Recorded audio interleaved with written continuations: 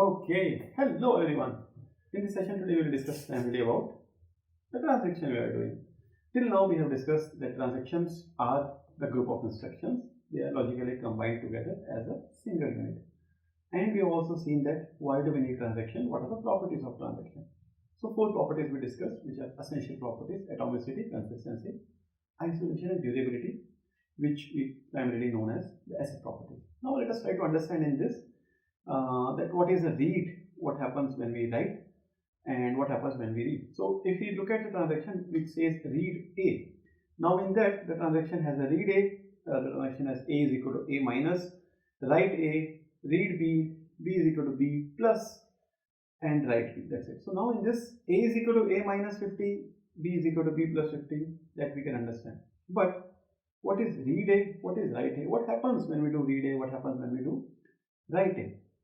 In this point of time, read A, actually you understand that A is a data item which is there inside the database, and the database primarily resides in the secondary storage, that is there somewhere in the hard disk or pen drive or some network somewhere else, which might not be in the buffer or in the primary storage, which we can say as RAM.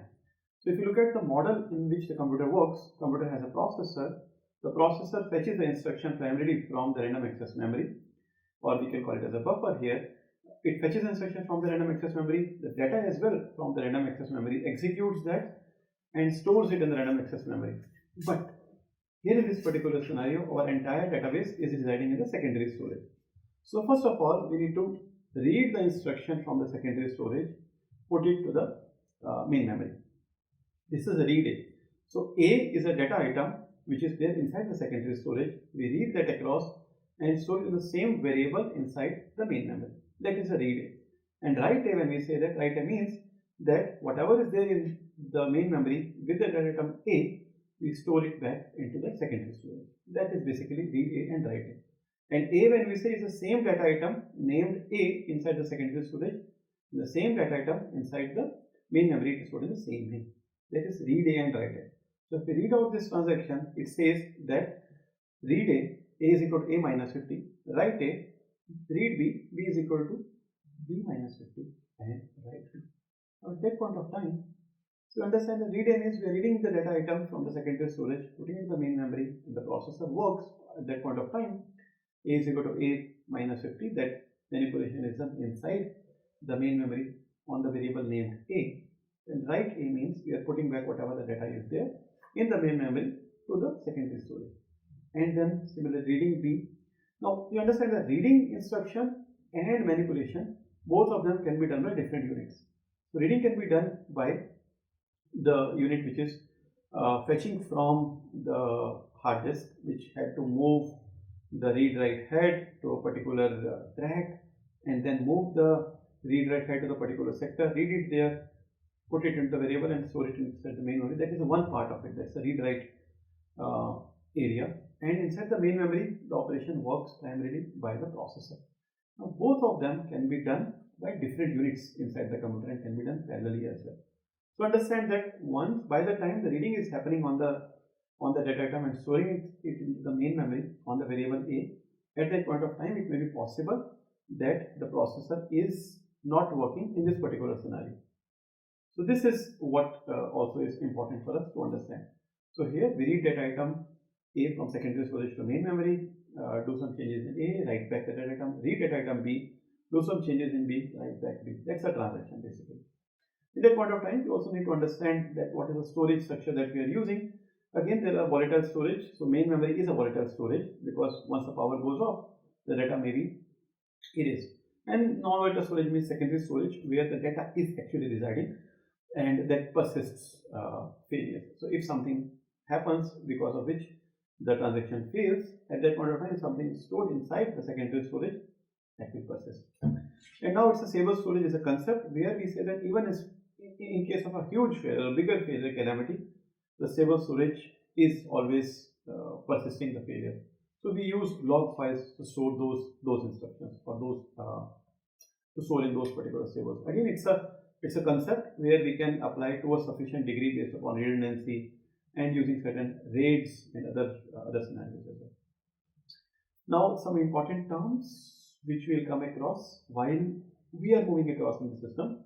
As soon as we start with the transaction moves in the active state. At one point of time, as soon as the instruction starts working on, there are only two possibilities. One possibility is the transaction keeps on working and partially commits. That means after working, I say I am done.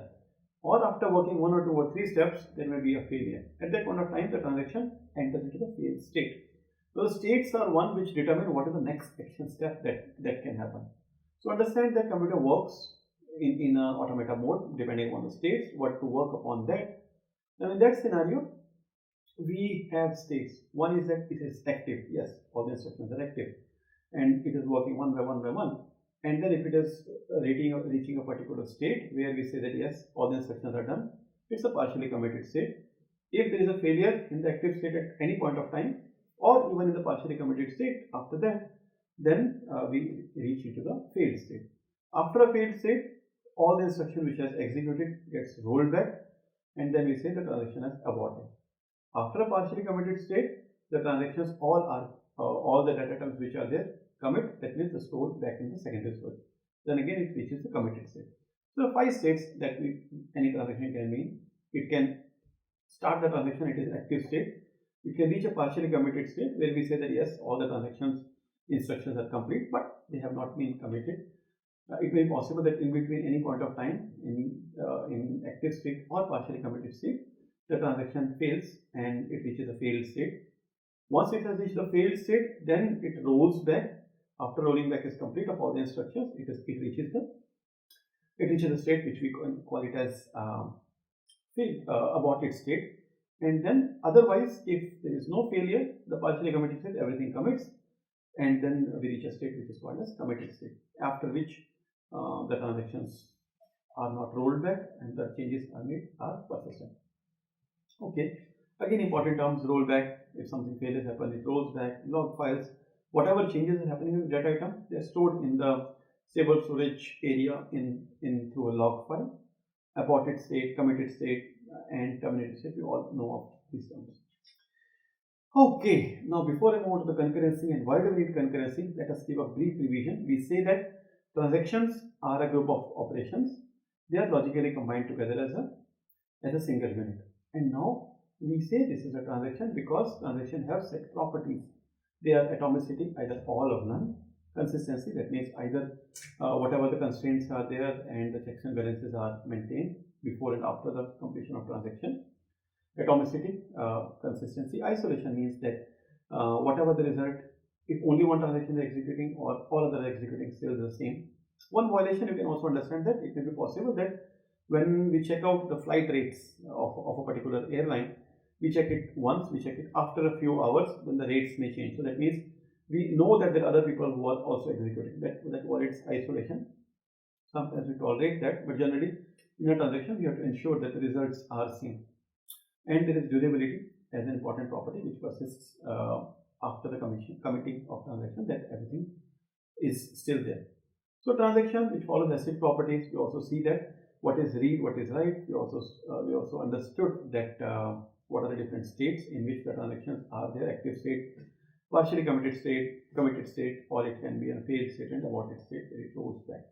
And rolling back, log files, and many other things we have discussed in today's session. Thank you very much.